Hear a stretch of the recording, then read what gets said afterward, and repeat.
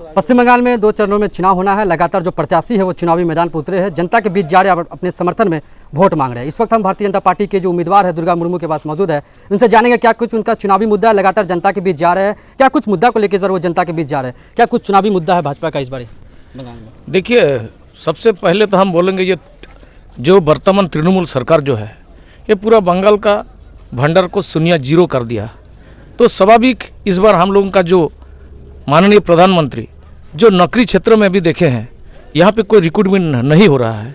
जहाँ पे शून्य पद रिक्रूटमेंट होने चाहिए वहाँ पे भी उन लोग पूरा घपलाबाजी किया, जो नौकरी में किया वो दुर्नीति किया है और पूरा करप्शन हुआ। इसमें अभी भी 26,000 टीचर सब वो महात्मा गांधी के पदक देश में उसको अभी भी उनका धरना चल रहा है। तो यहाँ बंगाल में क्या होता है कि जो मंत्री नेतृत्व जो करते हैं उन्हीं लोग ही चोर ज़्यादा हैं, यानी कि उन्हीं लोगों का जो सादा कागज़ में लिख के नाम देते हैं उन लोगों का रिक्रूटमेंट होते हैं नौकरी का। और जो यहाँ का जो टैलेंट स्टूडेंट सब है, जो उन लोग का जो क्वालिफाई है उस आधार से वहाँ पे रिक्रूटमेंट नहीं किया जाता है। तो स्वाभाविक यहाँ पे अगर देखेंगे हम लोगों का नारी निर्यातन बहुत से ज़्यादा होता है। अब देखे हैं कि ओपनली खुला मैदान में जो रेप कर रहा है वो पूरा खुले मैदान में चल रहा है, फिर रहा है। तो बंगाल के लिए जो एक आदमी सोचा था कि ममता बनर्जी आके माँ बन का एक अच्छा सुरक्षा हो सकता है, लेकिन उससे हद ज़्यादा हो गया। तो स्वाभाविक यहाँ माननीय प्रधानमंत्री बोला है अगर पश्चिम बंगाल में 2026 में हम लोगों को बीजेपी सरकार ही आ रहा है और यहाँ हम लोग सुशासन लागू करेंगे, जहाँ पे आप मॉडल असम, आपका मॉडल बिहार आज हम लोग देखने को मिल रहा है। गुजरात में आप देखिए, उत्तर प्रदेश में देखिए, वहाँ पर जो सिस्टम चला रहा है मोदी जी, वहाँ इनकाउंटर करके जितना वो बदमाशी को वो खलास कर दिया है। तो ये पश्चिम बंगाल में जो माफिया राज चल रहा है और कोई जनता के लिए कोई कुछ भी काम नहीं हुआ है, सिर्फ जनता का आश्वासन लक्ष्मी भंडार में हथियार किया था। लेकिन इस बार अच्छा से मुद्दा समझ गया है, लक्ष्मी भंडार सार्विक ऑल ओवर डेवलपमेंट नहीं है। इसीलिए आदमी चाहता है कि पूरी या पानी पीने का व्यवस्था हो, रास्ता का व्यवस्था हो, स्वास्थ्य का व्यवस्था हो। यहाँ का पढ़ाई लिखाई का जो एक क्वालिटी था उसमें पूरा जीरो कर दिया। यहाँ पे स्कूल पे आप देखेंगे 8,000 स्कूल पश्चिम बंगाल में बंद हो गया। ये सारे चीज़ को लेके मोदी जी वो आने वाले दिन के लिए पूरा ये बंगाल को सोनार बांग्ला बनाएंगे। और देखिए, छोटा छोटा मुद्दा ये है, गरीब आदमी का जीरो बैलेंस, गरीब आदमी का 3,000 रुपया भत्ता मोदी जी देंगे और जो गर्भवती महिला के लिए 25,000 देंगे और यहाँ पे गैस कनेक्शन फ्री। सब पश्चिम बंगाल में ज़्यादा सेंट्रल का ही, यहाँ मोदी जी का ही स्कीम चल रहा है। और यहाँ पे देखिए 100 दिन का काम इन लोग दुर्नीति किया और हिसाब मांग रहा था, बोलता है मोदी जी बंद कर दिया। अरे भाई, मोदी जी कहाँ बंद किया? मोदी जी तो बोल रहे थे कि आप हिसाब दीजिए, तो हिसाब भी नहीं दे रहा है। प्रधानमंत्री आवास योजना भी बोलता है प्रधानमंत्री आवास योजना मोदी जी बंद कर दिया, हिसाब क्यों नहीं दे रहा है? बारंबार मोदी जी बोल रहे थे कि आप लोग कितना हिसाब वो हमको देना चाहिए, लेकिन आज तक हिसाब नहीं दिया। तो शोधन का भी बहुत घोटाला है। तो हम लोग देखे पूरा पश्चिम बंगाल में कोई जगह ऐसा जगह नहीं है कि कुछ करप्शन नहीं हुआ, पूरा करप्शन ही भरा हुआ है। और जो 2021 में व्हील चेयर लेके आदमी को चीटिंगबाजी कर दिया, वोट दे दिया आदमी, लेकिन इस बार उस कोई ऑप्शन नहीं है उसको नाटक दिखाने के लिए। तो स्वाभाविक मोदी जी सोनार बांग्ला बनाएंगे। शिक्षा क्षेत्र हो, स्वास्थ्य क्षेत्र हो, स्वास्थ्य के लिए जैसे बहुत गरीब आदमी है उन लोगों को 5 लाख रुपया आयुष्मान कार्ड का नाते अब कितना सहारा हो सकता। चाय बागान का क्षेत्र में देखिए, यहाँ पीएफ ले रहा है, जमा नहीं कर रहा है, मिनिमम वेजेस नहीं है। यहाँ जैसे हेमंत बिश्व शर्मा उस दिन भी बोल दिया, चाय बागान के क्षेत्र के लिए इन लोग इतना करप्शन के पूरा चाय बागान बंद होते जा रहा है। मगर उन लोग का दावा है कि काफ़ी रोजगार भी मिला, हाँ, काफ़ी रोजगार। लेकिन सबसे बड़ा मुद्दा ये चाय बागान के लिए मैं ये कहना चाहता हूँ कि मैं भी एक ST ट्राइबल आदमी हूँ और इसमें हम पूरा देखे अभी भी गुलामी है। और इस तरीक़ा से तृणमूल ने कहा है कि ये बीजेपी हिंदू का पार्टी है, अगर आप लोगों को यहाँ जिताएंगे उन लोगों को बीजेपी को, तो यहाँ से आप लोगों को खदेड़ देगा। मैं स्पष्ट करना चाहता हूँ, धर्म का लड़ाई नहीं है, बीजेपी धर्म नहीं लड़ाई करते हैं, बीजेपी धर्म को सम्मान करते हैं, अपना धर्म मानते हैं।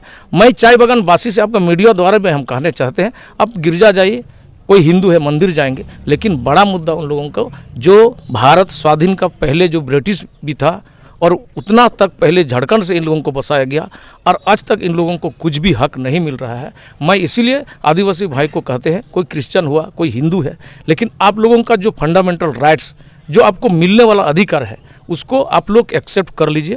ये धर्म का चक्कर में मत पड़िए, धर्म अपना अपना होता है और इसमें धर्म का अगर सब आपका डेवलपमेंट धर्म का नाते खो देंगे तो इसका जिम्मेवारी किसी का नहीं होगा। तो मैं आवेदन करता हूँ कि इस बार बीजेपी को चाय बागान क्षेत्र का आदमी भी आप लोग एक बार जिता के देखिए, 5 साल देखिए, अगर नहीं काम कर सकेगा तो आप लोग हम लोग पिछले 5 साल आप यहाँ के एमएलए रहे, क्या कुछ विकास किए? देखिए यहाँ पे आप तो जानते हैं यहाँ जंगल राज का शासन है, यहाँ विधायक का काम करने नहीं देता है। हम लोग टोटल 60 लाख रुपया मिलता था, उसके बाद 70 लाख कर दिया। लेकिन हम लोगों को कोई इम्प्लीमेंट कोई काम हम लोग प्रोजेक्ट देते हैं, कोई भी काम करने नहीं देता है। लेकिन पहले एक डीएम था, बहुत ही अच्छा डीएम था, वो हमको बोल रहा था उस टाइम में मेरा 3 स्कूल में यानी कि 1 करोड़ 20 लाख मेरा काम हुआ। वो डीएम अच्छा बोल रहा था कि देखिए कोई प्रचार मत कीजिए, प्रचार करने से आपको काम रोक देगा।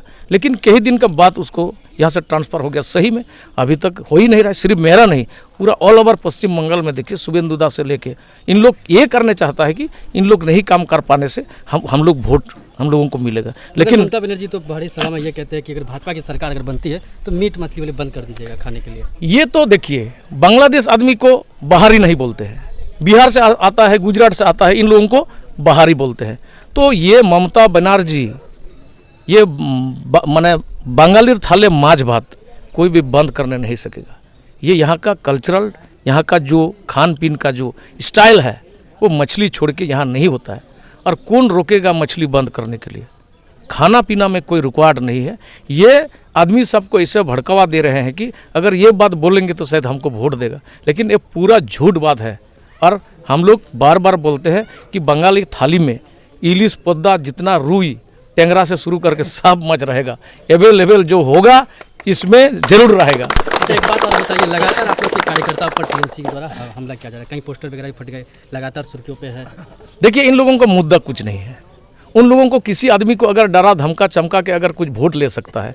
अगर मैं तो कहने चाहता हूँ कि ममता बनर्जी अपना खतियन डीड को लेके बैठेगा और आदमी के पास जनसभा में वक्तव्य रखेगा कि हम 15 साल में ये काम किए, उसका पास मुद्दा है ये नहीं। उनका तो कहना है कि 100 से ज़्यादा योजनाएं चलाई गई, मगर वो बता रहे कि गिनेंगे तो फिर शाम हो जाएगा। आप देखते हैं हम लोग जब विधानसभा में बात करते हैं ना, लाइव नहीं करने देते, किस लिए? जो अपोजिशन लीडर इतना हम लोग तोड़ जोड़ करते हैं, इतना कुछ बोलते हैं, लेकिन लाइव दिखाने नहीं देते हैं। सबसे बड़ा मुद्दा हुआ ये ममता सिर्फ चीटिंगबाजी पॉलिटिक्स करते हैं। इसका ऊपर में मोदी और अमित शाह को गाली देने का काम इनका एक बन गया है। और पब्लिक का जो करना चाहिए वो नहीं, वो मोदी अमित करते करते उसका दिमाग ही फेल हो गया है, इसलिए पब्लिक का भी काम नहीं कर पा रहा है। बंगाल में एसआईआर हुआ, काफ़ी लोगों का नाम कटा गया। ये तो ममता थे। यहाँ का एडमिनिस्ट्रेशन कौन है? इलेक्शन डिपार्टमेंट दिल्ली में बैठा हुआ है और जो भी काम करवा रहा है यहाँ का शिक्षक से, यहाँ का हम बीएलओ को हम दोषारोप नहीं करेंगे। जो बीडीओ है ना और जो डीएम, इन लोग बहुत पब्लिक को हैरेसमेंट करवाया है। ये बारंबार नोटिस करवाया, मेरा भी एक बार नोटिस करने वाले गया, वो बोल रहा है अभी ये पेपर को छीड़ दीजिए, ये विधायक जी का है। तो ऐसा बहुत सारे आदमी को इन लोग हैरेसमेंट किया। ये इलेक्शन कमीशन कभी भी हैरेसमेंट नहीं किया है। जिसका सही वोटर उसको भी नोटिस करवाया 10 बार 15 बार। ये तो ममता दीदी का पूरा, ममता दीदी बोल रहे हैं कि मोदी जी के इशारे पे सब कुछ हो रहा है। क्या होगा यहाँ अभी भी? कल क्या हो गया मेरा यहाँ पे मंडल प्रेसिडेंट सुब्रत दा, इन लोगों को खड़े होकर वहाँ प्रोग्राम करने नहीं दिया। परमिशन लिया हुआ था लेकिन ये बंगाल जय बांग्ला बोलते हैं। और यहाँ का पूरा जय श्री राम वाले भी अभी समझते हैं कि बांग्ला को जय बांग्ला बनाने के चक्कर में है। तो इस बार दीदी को कभी भी वोट नहीं देगा, इस बार राम राज को लाएगा।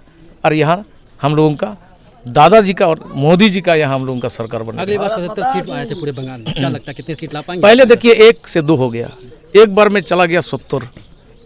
इसका इस बार डबल होगा। हम लोग मिनिमम यहाँ 180 सीट हम लोग लाएंगे, ये एकदम तय कर लीजिए। आने वाला दिन में हम लोग को दिखने मिलेगा 4 तारीख को। तो हमारे साथ दुर्गा मुर्मू थे, जो यहाँ के वर्तमान विधायक है और भाजपा के प्रत्याशी भी। उनका कहना है कि 180 सीट लोग भाजपा की जय श्री राम लेके आएंगे। लगातार चुनाव प्रचार यहाँ कर रहे हैं, जनता के बीच जा रहे हैं, जनता के बीच जाकर समर्थन में अपने वोट मांग रहे हैं। इसमें देखने वाली बात ये होगी कि यहाँ की जनता किन पर विश्वास करते हैं, क्योंकि आगामी 2 चरणों में बंगाल में चुनाव होना है। लगातार जो प्रत्याशी है वो जनता के बीच भी जा रहे हैं और रोड शो भी कर रहे हैं, अपने अपने माध्यम से जा रहे हैं।